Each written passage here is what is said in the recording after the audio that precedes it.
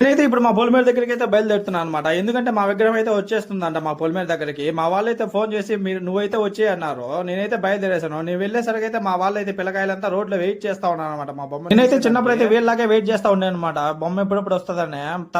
ఏంటి బాబన్నా ఇంకోసారి తర్వాత అయితే కొంచెం పెద్ద అయినాకైతే నేనైతే బొమ్మ కోసం అయితే రాజంపేటకి అయితే వెళ్ళే ఉన్నాను అనమాట. స్కూల్ కి అయితే మా బ్రో అయితే బొమ్మ పొలిమేరలోకి వచ్చి రాగానే తల కట్టుకున్న బ్యాండ్ అయితే అందరికైతే ఇచ్చేస్తున్నాను అనమాట. మనిషికి తలా ఒకటైతే ఇచ్చేసాడు. నాకైతే రెండు ఇచ్చాడు అనమాట. నేనైతే ఒకటి బైక్ కట్టాను, ఒకటైతే తల కట్టుకున్నాను. ఇంకా మా ఊరి పెద్ద మనుషులు, ఇంకా మా ఊరి పిల్లకాయలు